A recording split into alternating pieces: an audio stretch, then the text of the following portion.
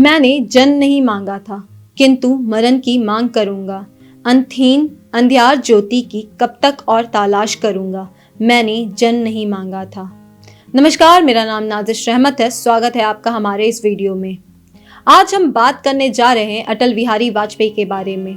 कौन जानता था 90 साल पहले 25 दिसंबर 1924 को जन्मा ये बच्चा जन जन का नायक कहलाएगा। आगरा के एक छोटे से बटेश्वर गांव के रहने वाले स्कूल मास्टर कृष्ण बिहारी वाजपेयी के घर राजनीतिक गलियारों का एक अटल और अमित नक्षत्र जन्मेगा। माँ कृष्ण देवी का लाडला आज पूरे भारत का लाडला कहलाएगा। देश का ऐसा नायक बन जाएगा जिसे लोग जन नायक मानेंगे। लोग उसे अटल बिहारी वाजपेयी के नाम से कम अटल नाम से ज्यादा जानेंगे। आइए आज हम आपको अटल जी से जुड़े कुछ तथ्यों के बारे में बताते हैं। देश के पूर्व प्रधानमंत्री अटल बिहारी वाजपेयी ने अपने बीए की पढ़ाई विक्टोरिया कॉलेज ग्वालियर से की। फिर इन्होंने कानपुर के डीएवी कॉलेज से मास्टर की। उसके बाद इन्होंने एलएलबी किया, पर रुचि न होने के कारण उसे बीच में छोड़ पत्रकारिता में एडमिशन लिया। जिस समय अटल बिहारी वाजपेयी का जन्म हुआ उस समय पड़ोस के गिरजाघरों में घंटे के स्वर और तोपों की आवाज आ रही थी। उसी दिन ईसाई धर्म के भगवान ईसा मसीह का भी जन्म हुआ था और यह घंटे और तोपों की सलामी उनके लिए थी। पर ऐसा लग रहा था कि ये सब अटल जी के जन्म के लिए हो। 1947 में भारत को स्वतंत्रता मिल चुकी थी और लोगों के बीच आज़ादी मिलने को लेकर काफी खुशी थी। देश का जन जन आज़ादी के हर्ष से झूम उठा था। अटल जी ने देश की आज़ादी के लिए जेल यात्रा भी की और वह इस बात से खुश थे कि अंग्रेजों के चुंगल से देश को आज़ाद कराने में उन्होंने भी अपना योगदान दिया। इसके बाद शुरू होती है अटल जी की राजनीतिक यात्रा। उन्होंने 1952 में होने वाले आम चुनाव में भाग लिया। उनका चुनाव चिन्ह दीपक था। इस चुनाव में उनको कुछ खास सफलता नहीं मिली। 1957 में दूसरे आम चुनाव के समय तक अटल जी की राजनीतिक छवि राष्ट्रीय राजनीतिक पटल पर चमकने लगी थी। अटल बिहारी वाजपेयी ने उस समय 3 संसदीय क्षेत्रों में अपने चुनाव पर्चे भरे थे। बलरामपुर सीट से वे जीत पाकर लोकसभा में पहुंचे। बलरामपुर के अलावा उन्होंने लखनऊ और मथुरा संसदीय सीट में भी नामांकन पत्र दाखिल किया था। वह लगभग 4 दशक तक भारतीय संसद के सदस्य थे। अटल जी लोकसभा में 10 बार चुने गए थे, जबकि 2 बार उन्हें राज्यसभा भेजा गया था। अटल बिहारी वाजपेयी सबसे पहले 16 मई 1996 को देश के प्रधानमंत्री बने। हालांकि वो ज्यादा दिनों तक इस पद पर नहीं रहे। लगभग 2 हफ्ते बाद ही उन्हें 1 जून 1996 को यह कुर्सी छोड़नी पड़ी, क्योंकि उनकी सरकार गिर गई।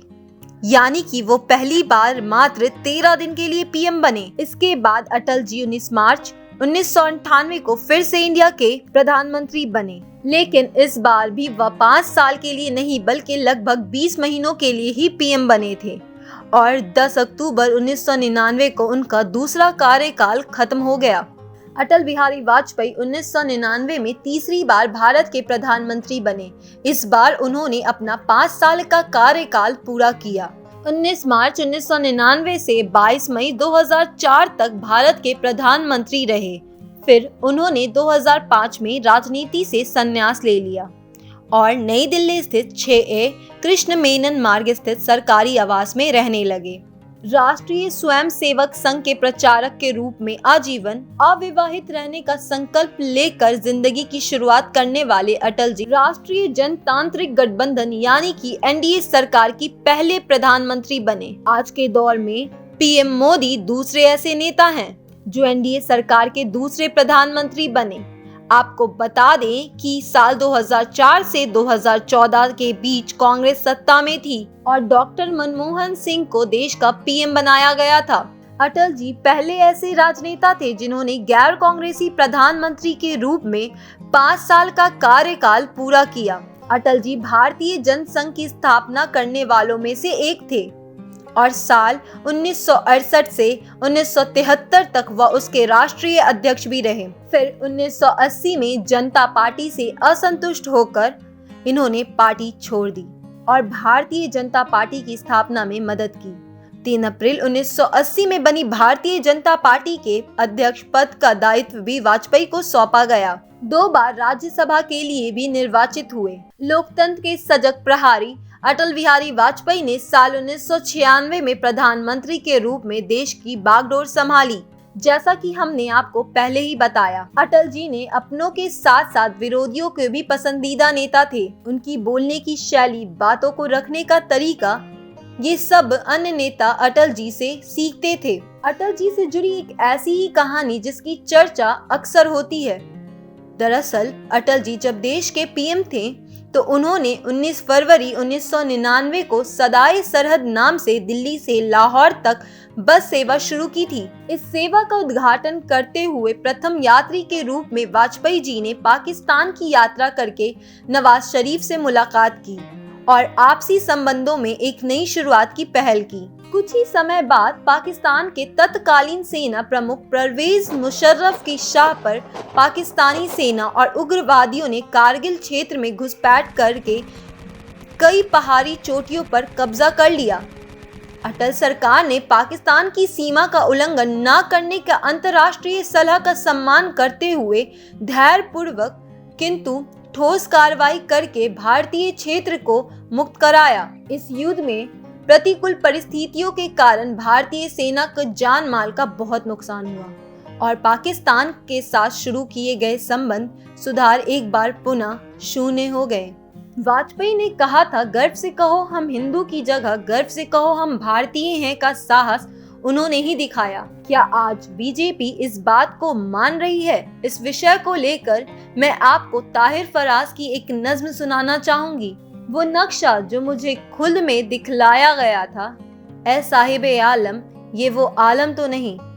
खैर, मैं इन राजनीतिक बातों में नहीं जाऊंगी। आपको बता दें कि जब अटल बिहारी वाजपेयी का 87वां जन्म दिवस के दिन उनकी पार्टी ने भारत रत्न देने की मांग की थी, पर 2013 में 2 भारत रत्न की घोषणा की गई, जिसमें एक नाम क्रिकेट जगत के भगवान कहे जाने वाले सचिन तेंदुलकर और दूसरे थे भारत के वैज्ञानिक रसायन शास्त्री सीए राव। 25 दिसंबर 2014 को जब देश अटल बिहारी वाजपेयी का 90वां जन्म दिवस मनाने की खुशी में डूबा हुआ था, तब भारत के राष्ट्रपति प्रणब मुखर्जी ने पूर्व प्रधानमंत्री अटल बिहारी वाजपेयी और स्वतंत्रता संग्राम सेनानी पंडित मदन मोहन मालवीय को भारत रत्न देने की जानकारी दी।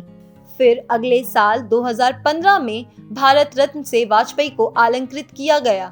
साल 2009 में अटल जी को एक दौरा पड़ा था, जिसके बाद वह बोलने में असक्षम हो गए थे। उन्हें 11 जून 2018 को किडनी में संक्रमण और कुछ अन्य स्वास्थ्य समस्याओं की वजह से अखिल भारतीय आयुर्विज्ञान संस्थान यानी कि एम्स में भर्ती कराया गया था, जहां 16 अगस्त 2018 को उन्होंने अपने जीवन की आखिरी सांस ली।